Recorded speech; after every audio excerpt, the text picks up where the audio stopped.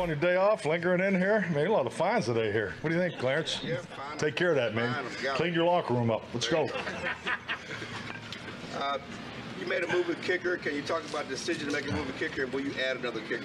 Yes, Tristan, obviously was with us at the end of last year. So, during the evaluation process, we felt that, it's an opportunity to give Brandon the majority of the reps. But, as far as another kicker competition, yeah, I mean, we're always open to that. It's not a set, but I'm excited about this, our young guy. So I want to make sure he gets the reps. Why not look at a veteran? I mean, is it a money thing or? No, that's all part of it. No, I mean, those conversations have been going on through, since the spring. So, I mean, it's, we're always open for business. Mike, Todd Archer with ESPN. Schoonmaker is going to come off NFI.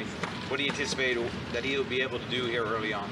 Well, I think like any of these situations, I mean, ramp up is part of the beginning camp for a reason. So anytime a player comes off of NFI or PUP, so we will put him through the workload capacity of a ramp up. So with that, you'll see him in the individual drills, and so he'll have a detailed worksheet each and every day just to get him back. So he obviously won't be full go. How far behind is he, and how can he catch up? Well, I mean, we'll see. I mean, it's just like anything. Every guy's different. Every guy's injury is different. But he's been in the classroom the whole time, so seems to have a relatively high understanding of what's being asked of him. But I think that the key is let's see if he can apply it and get up at the speed of the game. Sagi's The Athletic. Mike, kind of bouncing off of Todd's question about the tight end position. Dak has had Witten, then Dalton Schultz.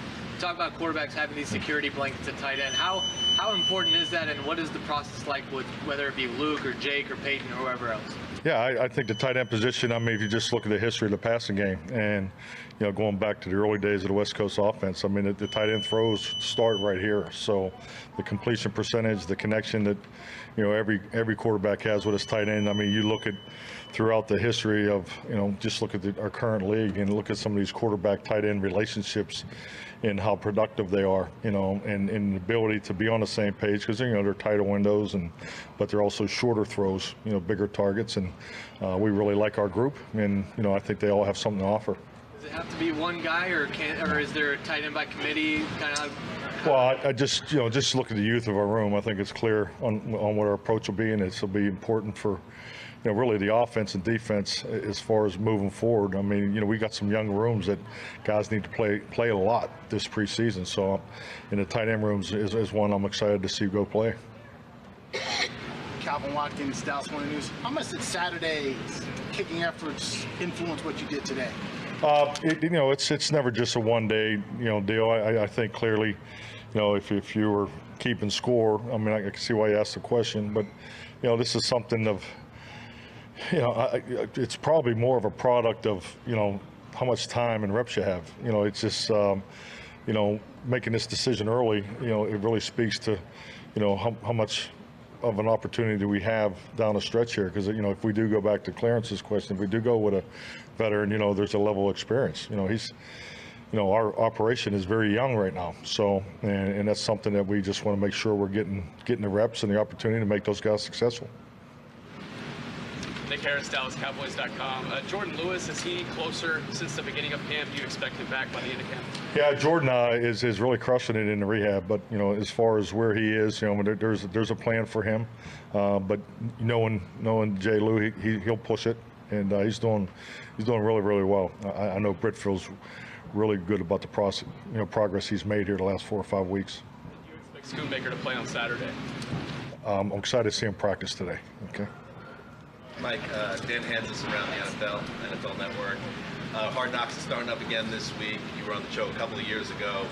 Mojo Moment was a thing that kind of took off. I was wondering if that comes back year after year, you change it, maybe a different Mike Myers vehicle, anything like that? Well, no, the Mojo Movement's still there. We use it in the padded practices, so we've done it every day since we've been in pads, and there'll be one today. So. What was the greatest Mojo moment of camp so far? Greatest one so far? As the offensive coach, it was the 2-point play. as the head coach is probably, the last one was pretty good for the defense. So. Anything else? Mike, we've asked you a bunch about calling plays again, the excitement level that you have. Were there times in the last 3 years where you kind of bit your tongue at all on the sideline, or would think I wouldn't have done that, or did you ever have those moments? No, not really. Because you remember, I was still involved. I think it's like anything. I mean, as an assistant to the play caller, which is the role you're in, regardless of your title. One guy gets the call on offense. One guy gets called on defense, and then there's a level of responsibility on special teams. Based on how you're designed on game day. So trust me, I know what it's like to be in that seat. No two people never call the game the same. Yeah, so I never felt like that, because a lot of things in play calling is the direction that you go during the course of a game. So. And with that, I was comfortable with the way the games were called. Louis Scruggs, NBC5. Mike, how should we view the offensive line of these practices? Obviously, Zach's not here. The other day, you gave Tyron the day off. What we're looking at, what should we be saying? How would you view them? I would say that the experience that we're getting our guys is great. And the line movement is excessive, which is awesome for us, because we're playing against a defensive front that moves a lot and has all the different combinations, and that's one thing in training camp as an offensive protection you can't get enough of. So the results, I wouldn't, I think you can always get into the results, leaning towards the defense, particularly this time of year, particularly with the second group of offensive linemen. But A would be experience. Unfortunately, we have a lot of different combinations, so that's fortunate for young players. Not probably where you always like to be, a week or two from now set on your starting five. So we're still a ways from that. But I do like the experience that our offensive line unit's getting. The run blocking is okay. I mean, we're doing a good job. You can see our double teams are starting to get tighter and things like that. We got to be a little better on the backside. So the run blocking's coming. But the pass protection, this is great work for us, and frankly, it's part of the reason why I felt very confident in our training here in Oxnard and didn't have to go. I didn't feel the need to go practice against somebody else, because, our line work is exceptional in my view.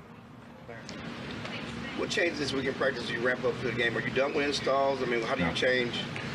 No, I talked about it on Saturday. This will be 7 and 8 today and tomorrow. So, and then we'll shift gears probably Wednesday after we get these two installs cleaned up and wrapped, and then Wednesday night we'll take an eye towards Jacksonville. Hey Mike, Patrick Walker, DallasCowboys.com. You've now had Terence Steele back for several practices and all of the padded practices last week. In your opinion, how does he look in his return? And is there anything that you'd like to see more from him that tells you, hey, he's back to top form? I think Terence is right on schedule, frankly ahead of schedule. I think for him to come back, off of his surgery, and knock on wood, he hasn't had any setbacks. So he's taken, even a little more than we probably would expect at this point, and that's a real credit to him and Britt and the whole rehab process. So we just got to stay on course with him. But I'd say he's right on time. Does it make it that much more impressive that he's able to kind of hit top gear, approach top gear right now without Zach to his left? Oh yeah, no doubt. I mean, I think it speaks so much to the man, and I think it's really started the day he arrived here. Watch him in the rookie workouts, running, just moving, and you knew from day one that this guy, was special and had more to him. So I think Terence is just being Terence, frankly. How has Shoddy helped you in this transition going back? Shoddy, you guys are nicknames buddies. Oh, that's cool. All right, you better not call me no damn nickname. I'm sure you call me worse, but Shoddy's been awesome. I mean, obviously, the personal part of it's just, it's really cool to be at this point in your career, and then, to have, Shoddy and Jimmy and the family around. So that's been great. But football-wise, I've always had, a lot of respect for him, and, I think our foundations are very similar. But, his opportunities that he had a chance to go off, and, all those little things, and your assistants bring to the table. But no, he's, we're working, hand in hand on this thing, and it's been a lot of fun. Relationship, is he one of those guys that can say, Mike, are you sure you want to do this? Or? Oh yeah, no, he enjoys it. Yeah, it's, you know, I think it's, you know, I'm probably getting a little payback from the earlier days. I mean, you know, it was a little different environment we worked in, but yeah, no, we have a lot of back and forth, which I love. I think it's so healthy.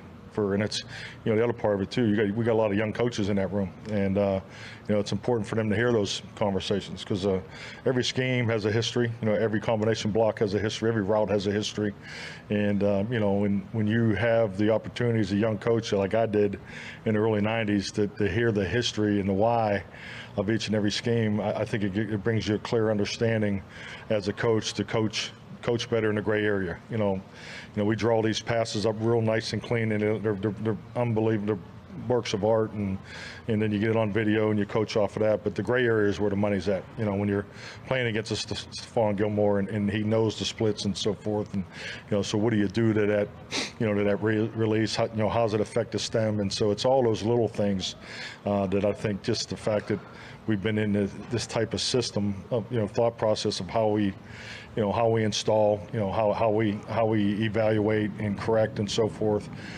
So I hope it carries over to our players, because I do think they feel that level of detail, because history is important. Scales, Cowboys Radio. Can you update us on Ronald Jones? Is he going to miss some time? Yeah, Ronald's going to miss some time. He won't practice today, so but we'll see how he moves around to get, you know, better idea exactly where he's at. But he will not be available today. Brad Sham, Cowboys Radio. Mike, I'm thinking about Tyler Smith when I'm asking this question, but not exclusively. Mm-hmm. With what preseason has become, what's your personal gauge for a young player about how, when you need to see him play in preseason games, and when you say, yeah, no, I can't let him get on the field? Yeah, I mean, those are tough decisions, you know, but I think you have to look at the whole picture too, you know, and he'll definitely be someone that you talk about. So, you know, I really want to get through Thursday's practice, because I know just from experience, you know, you're never going to have all the facts until after Thursday of you know, you have a better idea who's clearly going to be available for Jacksonville. So, but yeah, those conversations, you know, we had a personnel meeting yesterday, so as a staff, we spoke a little bit about that last night. Greg Rosenthal, NFL Media. Are you asking Mike McCarthy to do anything different in this version of your offense? Anything different? I'm sorry, I didn't hear it after that. Anything different in this version of your offense this year that you haven't asked him in the past? Well, I think just like anything, you know, as these guys grow in this system, you know, I guess the answer, you know, yes, there's variation of things we've done in the past. So, to answer your question, it would be yes. So, I think, you know, going into last year, you know, the idea of trying to move him around was definitely talked about, but you know, he was coming off of a major injury. So, I think you're seeing him, you know, do more, and you know, we haven't, you know, we're not even into the game plan focus of it yet, but you know, the ability to play the slot and even go down in the number 3 spot is something that, you know, we have in more for, you know, for our ex receivers. Good. Good. Thank you.